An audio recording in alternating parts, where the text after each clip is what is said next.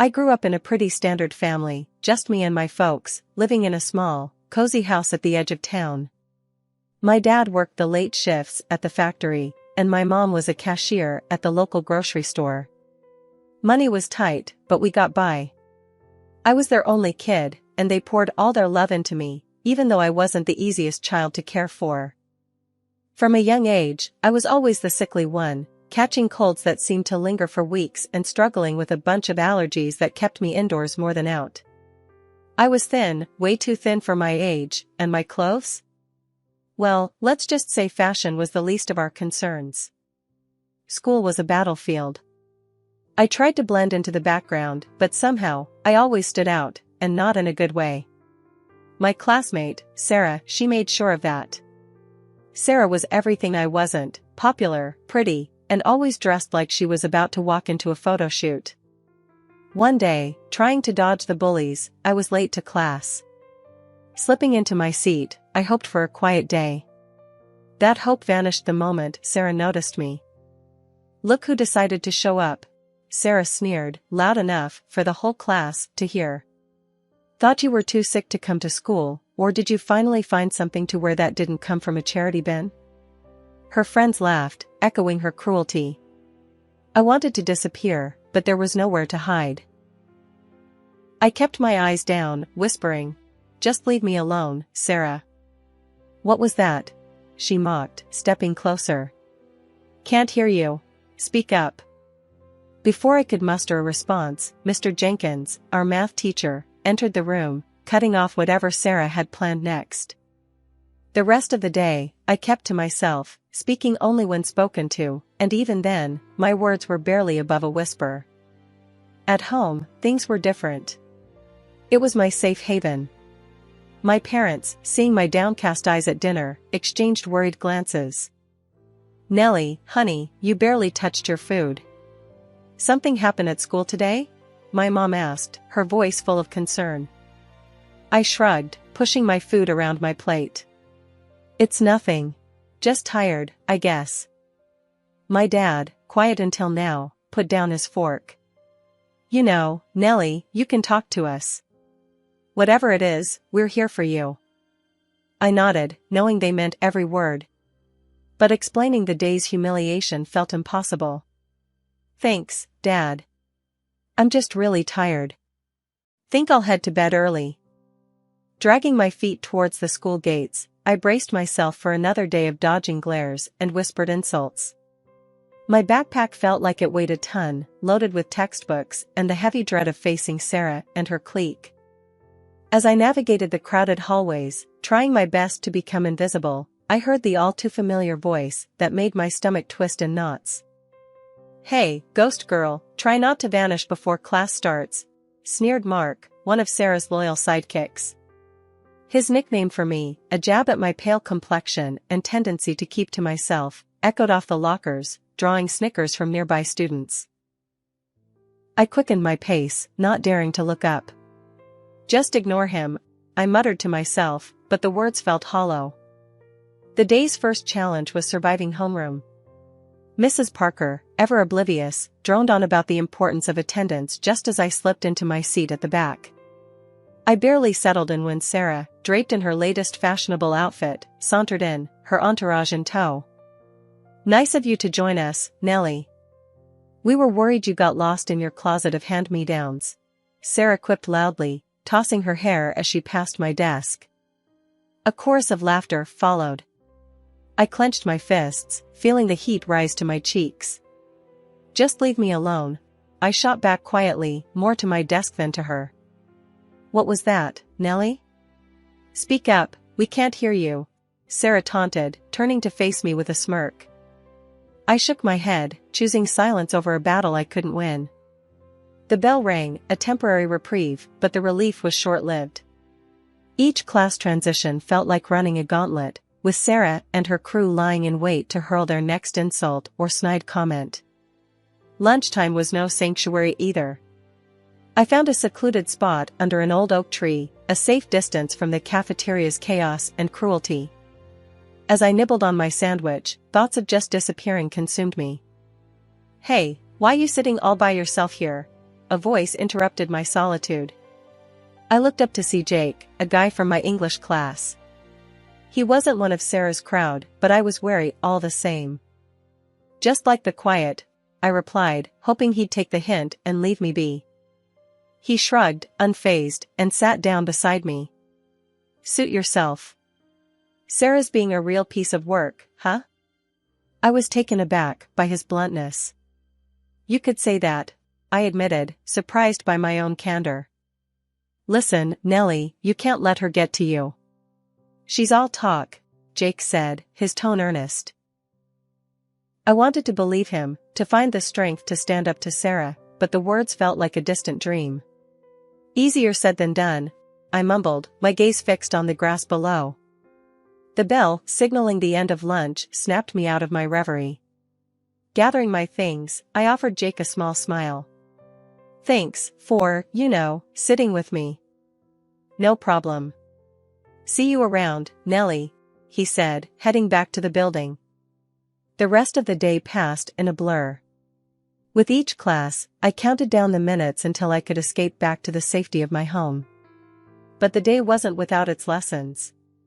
Jake's unexpected kindness was a glimmer of hope, a reminder that not everyone was against me. School had become a nightmare for me, one I couldn't wake up from. Every day was a repeat of the last, dodging insults, hiding from Sarah and her gang, and trying, unsuccessfully, to blend into the background. It wasn't long before the stress of it all started to take a real toll on me. I found myself feeling physically sick, my old ailments flaring up with a vengeance alongside new ones. Headaches, stomachaches, you name it, I had it. I was a mess, inside and out. One evening, I was curled up on the sofa, a blanket wrapped around me, trying to shake off the latest in a long line of migraines when Grandma came over. She had this way of seeing right through you, and that day was no different. "Nellie, this isn't just about being sick, is it?" she asked, her voice soft but firm. I tried to shrug it off. "I'm fine, Grandma. Just tired." She wasn't having any of it. "Nonsense. You're sick, yes, but it's not just physical, is it? It's those kids at school, isn't it?" I hesitated, then the floodgates opened. I told her everything about Sarah, the bullying, the constant dread that filled my days. Grandma listened, her expression growing more concerned by the minute. When I finished, she sighed deeply. "Nellie, your body is reacting to your stress and anxiety. It's making you ill. All these problems with your classmates are affecting your health." I was stunned. Could my being bullied be the reason I was always sick? Seeing my confusion, Grandma explained further. "Stress can have a real, physical impact on your body. It's important we address not just the symptoms, but the cause as well." The next day, Grandma sat down with my parents and me to discuss a plan. It was clear that continuing to attend school wasn't an option, not if things stayed as they were. After much discussion, my parents decided to switch me to distance learning. It was a big change, but one that felt necessary. The difference was night and day. Away from the constant harassment and anxiety, I started to heal. My headaches became less frequent, my stomach settled, and I found myself actually able to concentrate on my studies without the looming shadow of Sarah and her taunts. I was sitting at the kitchen table one afternoon, working through a set of math problems, when Mom came in to make a cup of tea. She watched me for a moment, then said, "You seem different, Nellie. Better. Happier, even." I hadn't really thought about it, but she was right. "I guess I am," I admitted. "It's weird not having to worry about what's going to happen at school every day." Mom nodded, a relieved smile spreading across her face. "I'm just glad to see you feeling better. We should have done this sooner." The transition wasn't without its challenges. I missed the few friends I had, and adjusting to a new way of learning took time. But as days turned into weeks, and weeks into months, I found myself grateful for the change. For the first time in a long time, I felt like I could breathe. One morning, as I logged onto my first virtual class, my mom knocked softly on my door. "Nellie, you okay with this? Missin' your friends?" she asked, peeking in with a concerned look. I paused, considering. Kinda, I admitted. But it's better than before. At least I can focus now. She nodded, her eyes softening. You just shout if you need anything, okay? I'm right downstairs. As the days turned into weeks, I found a rhythm to my new routine. The subjects I used to struggle with began to make sense, thanks to the absence of distractions and the patient guidance of my online teachers. One afternoon, after a particularly successful math session, my dad came home early and found me at my desk. Look at you, assing your classes without those bullies breathing down your neck, he said with a grin, ruffling my hair. I couldn't help but smile back. Feels weird, Dad. Good weird, though. Like, I can actually do this. That's 'cause you can, Nellie. Always could, he replied, pride evident in his voice. Yet, it wasn't all smooth sailing. The lack of social interaction began to weigh on me. I missed the face-to-face conversations, even the ones that weren't always kind. The silence of the house, once a sanctuary, started to feel more like a cage. I started to look for ways to fill the social void. I joined online study groups and even started a virtual book club with a few classmates I'd reconnected with. It wasn't the same as hanging out in person, but it helped. One evening, as I closed my laptop after a long study session, my grandma called. How's my favorite granddaughter? She asked, her voice warm and comforting. I'm your only granddaughter, Grandma, I teased, smiling at our ongoing joke. Details, she chuckled. How's the distance learning going? It's good, actually. I mean, I miss seeing people, but I'm doing better in school now, I shared, feeling a sense of achievement. That's my girl. You're stronger than you know, Nellie. Don't forget that, she said, her words lifting my spirits. Prom night was something I had dreaded for months. The very idea of attending filled me with anxiety. My parents, however, thought it would be good for me, a chance to close this chapter on a high note, as they put it. Despite my protests, I found myself nodding along to their encouragement. It's a once-in-a-lifetime thing, Nellie. You might regret not going, Mom said, her eyes hopeful. I couldn't bring myself to argue further, even though every fiber of my being screamed against it. So, there I was, in a simple dress that my mom and I had picked out, standing awkwardly at the back of the gym, trying my best to blend in with the walls. The gym was transformed, barely recognizable, with all the decorations and lights. Groups of my classmates, all dressed up, were laughing and dancing, enjoying the night. I couldn't help but feel like an outsider, watching the festivities from my lonely corner. As the evening dragged on, I decided to make a quiet exit. No one would notice I was gone anyway. But just as I was about to slip out, Sarah, in her stunning dress, blocked my path. Leaving so soon, Nellie? The party's just starting, she sneered, her voice dripping with malice. I tried to step around her, but she shoved me back, a little too forcefully. Watch where you're going, she hissed, her eyes gleaming with cruelty. The sudden push caught me off guard, and I stumbled, drawing the attention of those nearby. In seconds, I was surrounded by Sarah's friends, their laughter piercing the loud music. Look at her, can barely stand straight, one of them mocked, pointing directly at me. Sarah leaned in closer, her voice loud enough for her circle to hear. Guess some things never change, huh, Nellie? Always the clumsy one. I felt my cheeks burn with embarrassment and something else, anger, maybe, or just a deep, aching sadness. Just leave me alone, Sarah, I managed to say, my voice shaky, but loud. Oh, I will, don't worry. Wouldn't want to ruin my night by spending another minute with you, she retorted, her words like daggers. The group's laughter followed me as I turned and ran, not stopping until I was safely outside, away from their taunting faces. Tears blurred my vision as I made my way home, the night air doing little to cool my flushed cheeks. My parents were waiting up when I got home, their faces lighting up at the sight of me. But as they took in my tear-streaked face and the defeated slump of my shoulders, their smiles faded. "What happened, honey?" Mom asked, rushing over to me. I shook my head, unable to find the words to explain the humiliation and hurt. "I just want to forget tonight ever happened," I whispered, the tears starting again as I let my parents wrap me in their arms, their concern and love a small comfort in the face of my pain. After the prom disaster, I was more than ready to put high school behind me. College was my chance to start fresh, to be someone new. I chose to study medicine, driven by a deep-seated desire to help others, maybe even understand a bit more about my own struggles through learning about the human body and mind. My first day at medical college felt like stepping onto another planet. Everyone was buzzing with excitement, talking about classes and future careers. I found myself outside the main lecture hall, clutching my schedule, when a girl next to me said, "Hey, you look lost too. First year?"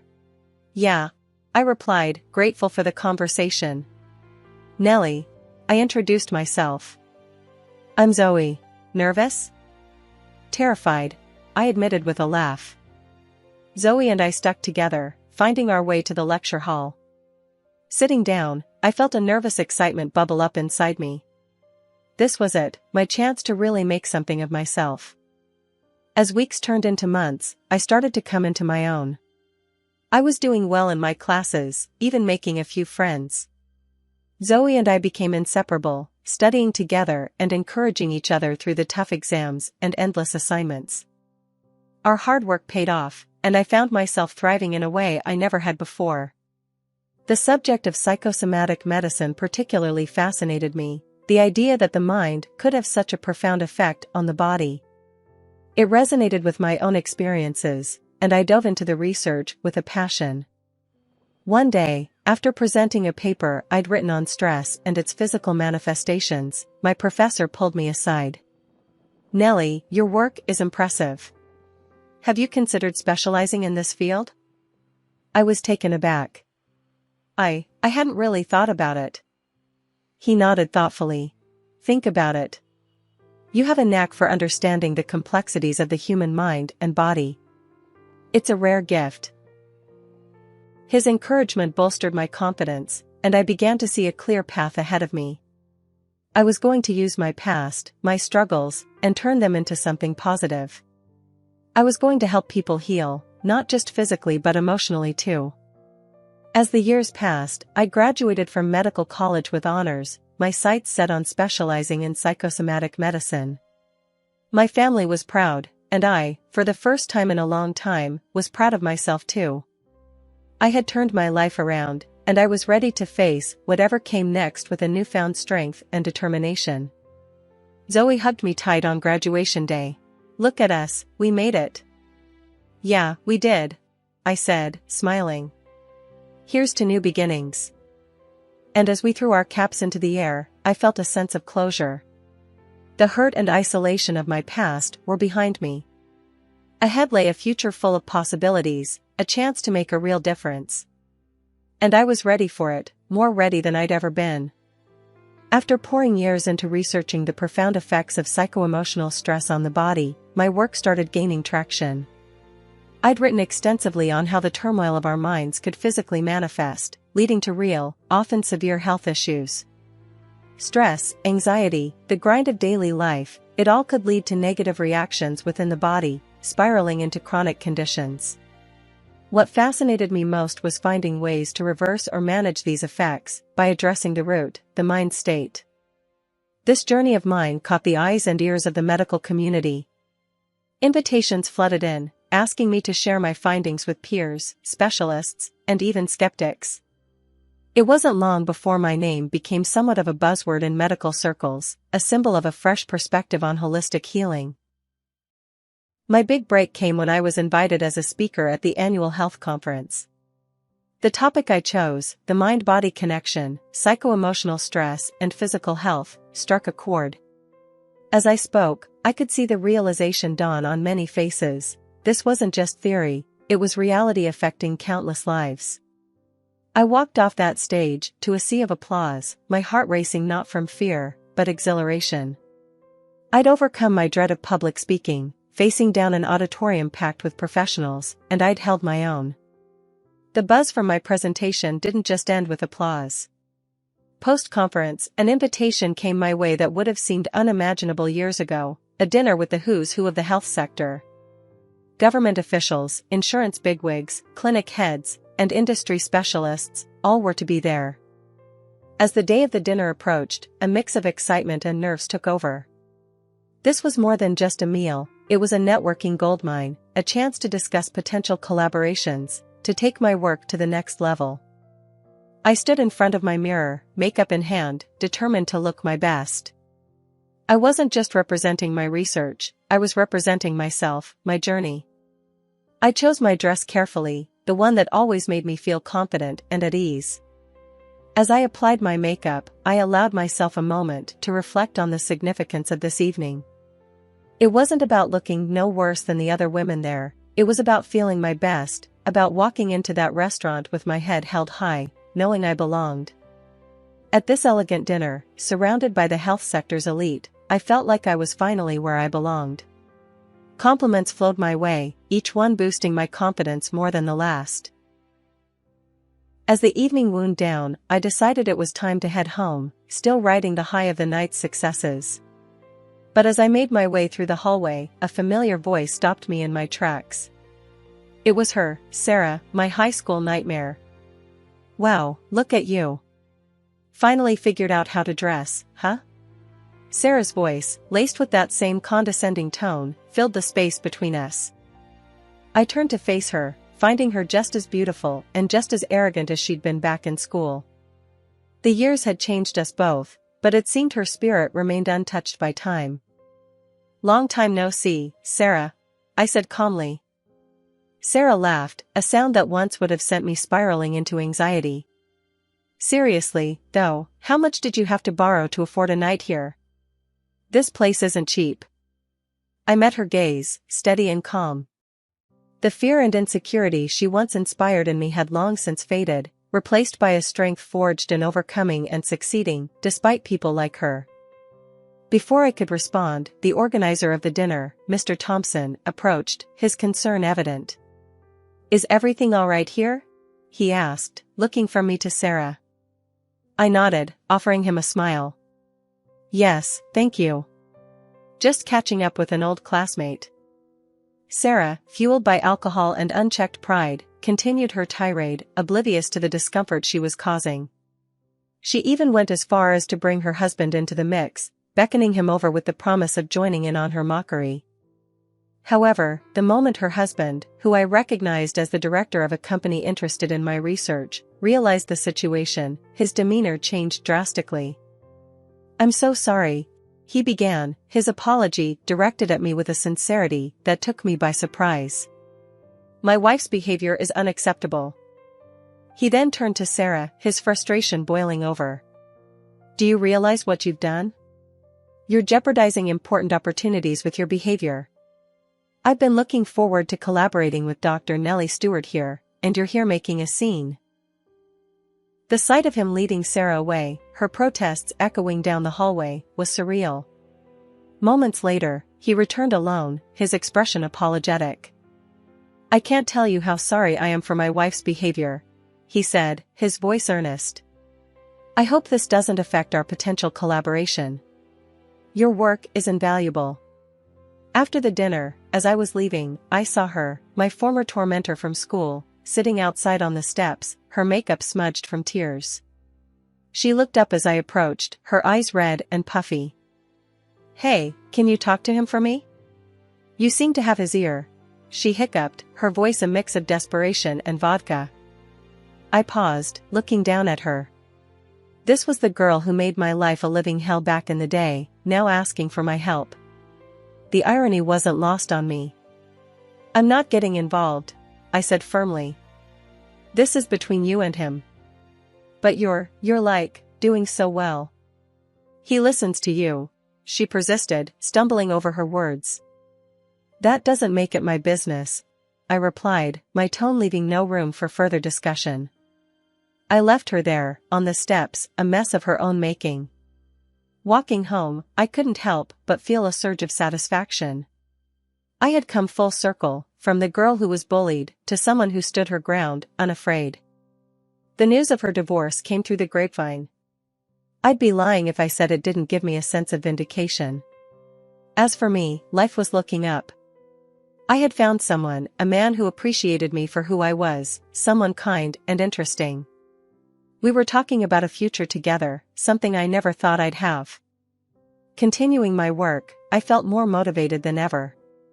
My experiences, both past and present, fueled my passion and my resolve to make a difference. It was a strange journey, but it led me here, to a place of happiness and contentment. And for that, I was grateful.